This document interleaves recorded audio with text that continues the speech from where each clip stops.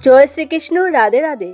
প্রিয় ভক্তবৃন্দ, আজ আমরা আলোচনা করব এক মহাপবিত্র তিথি, ভগবান নৃসিংহ দেবের আবির্ভাব দিবস, পবিত্র নৃসিংহ চতুর্দশী নিয়ে।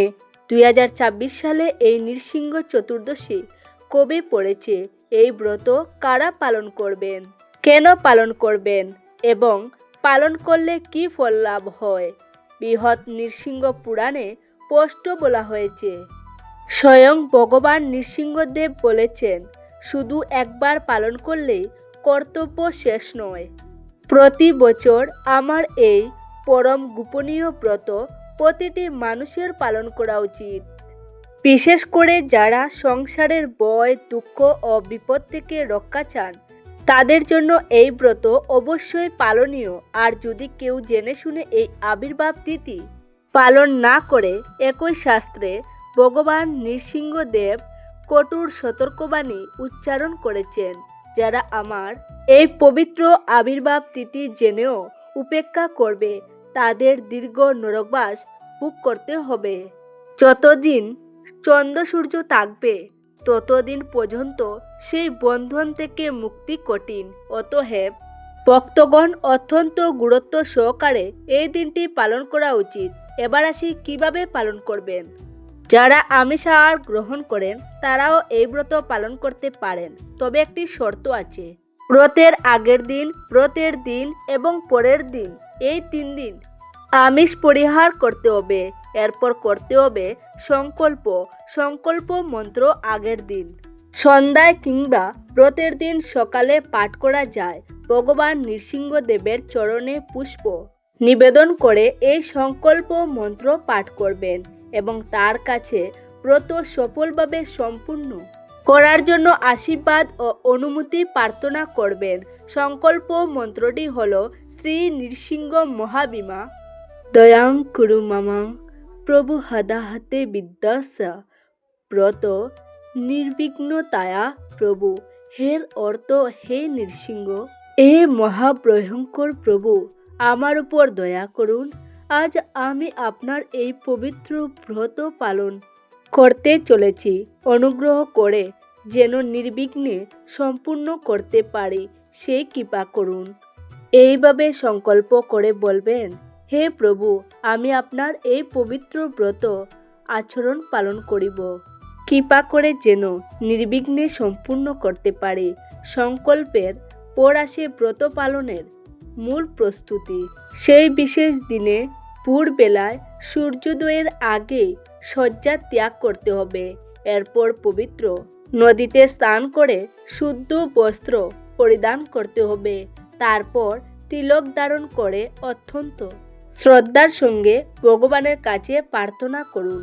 এরপর নিয়মানুসারে ভগবানের জাগরণ করবেন। এরপর নিবেদন করবেন বাল্যভোগ। ভগবান নৃসিংহদেবকে বিশেষভাবে রাবড়ি, ক্ষীর, মিষ্টান্ন, মাখন, চিনি মিশ্রিত দুগ্ধজাত ভোগ নিবেদন করা অত্যন্ত শুভ। যতটা সম্ভব স্নেহ ও ভক্তি দিয়ে নিবেদন করবেন। বাল্যভোগের পরে করবেন মঙ্গল আরতি। এইভাবে অত্যন্ত সহজেই ভগবান নৃসিংহদেবের পূজা সম্পূর্ণ করা যায়। এখন অনেক ভক্তের মনে প্রশ্ন আসে, সারাদিন কি খাওয়া দাওয়া করা যাবে, ব্রতে কি নিয়ম পালন করতে হবে। শাস্ত্র অনুযায়ী সম্ভব হলে সারাদিন নির্জলা উপবাস পালন করবেন, অর্থাৎ সন্ধ্যায় ভগবানের আবির্ভাব কাল পর্যন্ত জলও গ্রহণ করবেন না। এটি সর্বোত্তম পালন। যদি নির্জলা সম্ভব না হয় তবে সচলা ব্রত পালন করতে পারেন। অল্প জল গ্রহণ করা যায়। আর যদি কারোর শারীরিক অসুবিধা থাকে, বয়সজনিত সমস্যা থাকে অথবা ডাক্তারের নিষেধ থাকে, তাহলে অনুকল্প প্রসাদ হিসেবে দুধ, কলা ইত্যাদি গ্রহণ করতে পারেন। কিন্তু মনে রাখবেন, সাধারণ ভোজন বা অন্য প্রসাদ গ্রহণ করা যাবে না। নৃসিংহ চতুর্দশীর ব্রত যতটা সম্ভব সংযম, ভক্তি ও তপস্যার সঙ্গে পালন করতে হয়। আরেকটি গুরুত্বপূর্ণ বিষয়, সন্ধ্যাবেলায় গোধূলি লগ্নে ভগবানের অভিষেক হওয়ার পরেও সঙ্গে সঙ্গে অন্ন গ্রহণ নয়। তখনও সংযম বজায় রাখতে হবে, অর্থাৎ সেদিন একাদশী সুলভ অনুকল্প ছাড়া অন্নপ্রসাদ গ্রহণ করা উচিত নয়। যারা কঠোর ব্রত পালন করেন তারা আবির্ভাব, লীলা, অভিষেক, আরতি ও নৈবেদ্য সমর্পণ না হওয়া পর্যন্ত উপবাসে থাকবেন। এটাই শ্রেষ্ঠ পালন, কারণ এই দিনটি শুধু উপবাসের নয়, এটি ভক্তি, তপস্যা ও আত্মসমর্পণের দিন। এবার বলি নৃসিংহদেবের কিছু বিশেষ প্রিয় সেবা সম্পর্কে। অবশ্যই এই দিন ভগবান নৃসিংহদেবকে তুলসী পাতার মালা পরাবেন। এটি ভগবানের অতি প্রিয়। সুগন্ধি ফুলের মালা, চম্পা বা অন্যান্য পুষ্পমালাও নিবেদন করবেন, কিন্তু তুলসী মালা থাকলে অত্যন্ত শুভ। আরও একটি বিশেষ প্রিয় অর্চনা আছে যা ভগবানকে অত্যন্ত সন্তুষ্ট করে। শ্রী নৃসিংহদেবের 108টি নাম দিয়ে তুলসী অর্চনা। আগে থেকে 108টি তুলসী পাতা বেছে পরিষ্কার করে ধুয়ে রাখুন।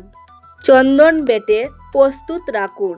তারপর প্রতিটি তুলসী পাতা চন্দনে স্পর্শ করিয়ে ভগবানের চরণে নিবেদন করুন আর এই একটি নাম উচ্চারণ করুন, ওম মহাসিংহায় নমঃ, ওম দিব্য সিংহায় নমঃ।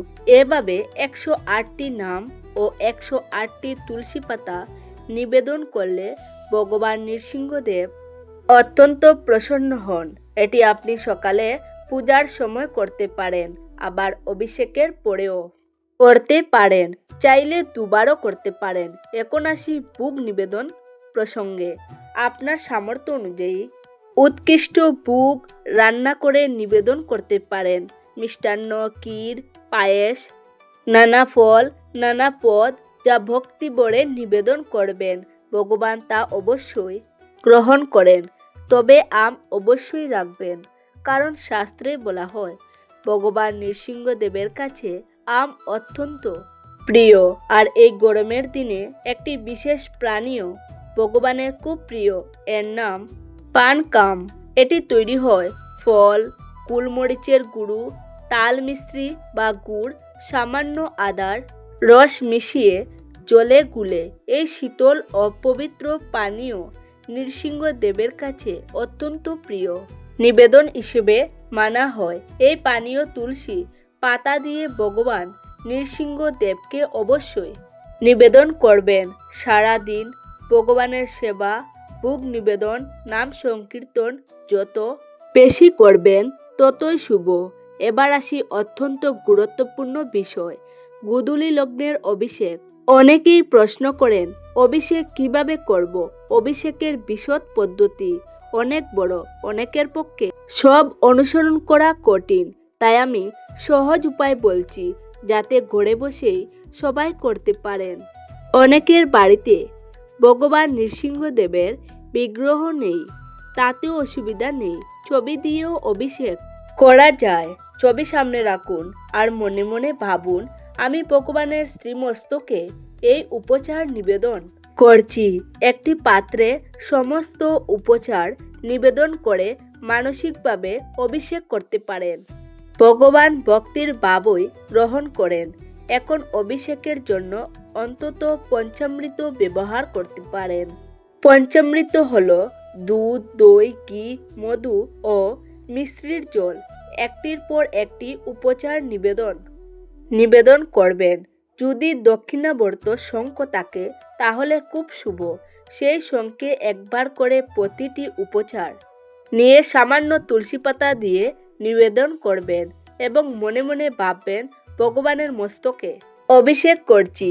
এইভাবেই সহজে পঞ্চামৃত বা পঞ্চগব্য অভিষেক করা যায়। তবে একটি বিষয় অবশ্যই মনে রাখবেন, পূজা করুন, অর্চনা করুন, অভিষেক করুন, কিন্তু শাস্ত্রে স্পষ্ট নির্দেশ দেওয়া হয়েছে আগে প্রহ্লাদ মহারাজের পূজা করতে হবে, কারণ ভগবান নৃসিংহদেব তার ভক্তের প্রতি অসীম কৃপাময়। প্রহ্লাদ মহারাজকে সন্তুষ্ট না করে নৃসিংহদেবের পূজা পূর্ণতা পায় না। প্রথমে প্রহ্লাদ মহারাজের অনুমতি ও কৃপা প্রার্থনা করুন, তারপর ভগবান নৃসিংহদেবের পূজা। এটাই শাস্ত্র সম্মত পদ্ধতি। নৃসিংহ চতুর্দশীর দিন তুলসী পুজোর সাথে অবশ্যই আপনারা তুলসী তলায় যদি এই কয়েকটি কাজ বা এই কয়েকটি ক্রিয়াকলাপ করতে পারেন তা অত্যন্ত শুভ হতে পারে। দেখবেন ভাগ্য আপনার বদলে যাবে বেশ কয়েকদিনের মধ্যে। তা অবশ্যই আপনারা মনোযোগ দিয়ে শুনবেন। এই নৃসিংহ চতুর্দশীর দিন তুলসী তলায় কি কি কাজ করা অত্যন্ত শুভ হতে পারে। বিশেষ করে এই 4টি তুলসী পাতা যদি আপনারা এই নৃসিংহ চতুর্দশীর দিন এই স্থানে রাখতে পারেন তা অত্যন্ত শুভ হতে পারে। এই ক্রিয়াকলাপকে মহাসিদ্ধ ক্রিয়াকলাপ বলা হয়েছে, যা আপনার জীবন বদলে দিতে পারে। তা অবশ্যই মনোযোগ সহকারে শুনুন। তুলসী তলায় কি কি কাজ করা শুভ হতে পারে আপনার পরিবারের জন্য। বিশেষ করে প্রথমে যে ক্রিয়াকলাপটি করবেন, এই নৃসিংহ চতুর্দশীর দিন সন্ধেবেলায় একটি শুদ্ধ মাটির প্রদীপ নেবেন। এতে গরুর কাঠি ঘি ব্যবহার করবেন। মনে রাখবেন এই প্রদীপের সলতে যেন তুলুর না হয়ে মৌলি সুতো বা লাল সুতোর হয়। এই লাল সলতে সৌভাগ্যের প্রতীক। প্রদীপটি তুলসী তলার রাখার সময় মুখ উত্তর পূর্ব দিকে রাখবেন। প্রদীপ জ্বালানোর সময় মনে মনে বলবেন, শুভম করতি কল্যাণং আরোগ্য ধন সম্পদ। এতে আপনার ঘরের বাস্তুদোষ এবং অকাল মৃত্যুর ভয় দূর হবে। যদি আপনারা এই নিয়মে চতুর্দশীর দিন তুলসী তলায় প্রদীপ জ্বালাতে পারেন তাহলে মা লক্ষ্মীর কৃপা সর্বদা আপনার পরিবারের সাথে থাকবে। দ্বিতীয়ত, নৃসিংহ চতুর্দশীর দিন সকালে স্নান করে শুদ্ধ বস্ত্র পরিধান করে তুলসী তলার মাটি সামান্য কপালে তিলক হিসেবে ধারণ করবেন। এরপর তুলসী গাছের গোড়ায় বা তুলসী মন্দিরে চন্দন সিঁদুর দিয়ে একটি স্বস্তিক চিহ্ন আঁকবেন। স্বস্তিকা হলো সিদ্ধির প্রতীক। এটি করলে আপনার আটকে থাকা কাজগুলো দ্রুত সম্পূর্ণ হতে শুরু করবে। তৃতীয় ক্রিয়াকলাপ, শুধু প্রদীপ জ্বালানোই যথেষ্ট নয়। এই নৃসিংহ চতুর্দশীর দিন প্রদীপ জ্বালানোর পর তুলসী গাছকে অন্তত 9 বার বা 27 বার প্রদক্ষিণ করবেন। প্রদক্ষিণ করার সময় এই ছোট মন্ত্রটি পাঠ করবেন। মহাপ্রসাদু জননী সর্ব সৌভাগ্য বর্ধনী আদি বেদি হরা নিত্য তুলসীতম নমস্তুতে। এটি করলে আপনার জীবনে ও আপনার পরিবারের সুখ সমৃদ্ধি বজায় থাকবে। কোনো সমস্যার সম্মুখীন হতে হবে না। চতুর্থ ক্রিয়াকলাপ, যাদের আর্থিক উন্নতি হচ্ছে না তারা এই দিন একটি নতুন লাল ওড়না তুলসী গাছে জড়িয়ে দেবেন এবং টবের পাশে একটি কড়ি রেখে দেবেন। পরের দিন সেই কড়িটি নিয়ে আপনার আলমারিতে বা টাকা রাখার বাক্সে রেখে দিতে পারেন। এটি মা লক্ষ্মীকে আপনার ঘরে আকৃষ্ট করবে। বিশেষ করে আপনাদের সাথে যে তুলসী তলায় ক্রিয়াকলাপটি করার কথা বলা হলো সেটি অবশ্যই মনে ভক্তি নিয়ে করবেন এবং বিশেষ করে 4টি তুলসী পাতা অবশ্যই আপনারা গঙ্গা জলে রেখে সেই জলটি আপনার পুরো বাড়িতে ছিটিয়ে দেবেন। এতে আপনার বাড়ির নেতিবাচক শক্তি দূর হবে। শ্রী বিষ্ণুর কৃপায় এর থেকে আপনারা নৃসিংহদেবের আশীর্বাদ লাভ করতে পারবেন। প্রিয় ভক্তরা, ভিডিওটি দেখে যদি আপনাদের ভালো লাগে তবেই একটি লাইক করবেন আর আপনজনদের সাথে শেয়ার করে দেবেন যাতে তারাও ভিডিওটি দেখার সুযোগ পায়। সবাই ভালো থাকুন, সুস্থ থাকুন। দেখা হবে নতুন একটি ভিডিওতে। নমস্কার, ধন্যবাদ।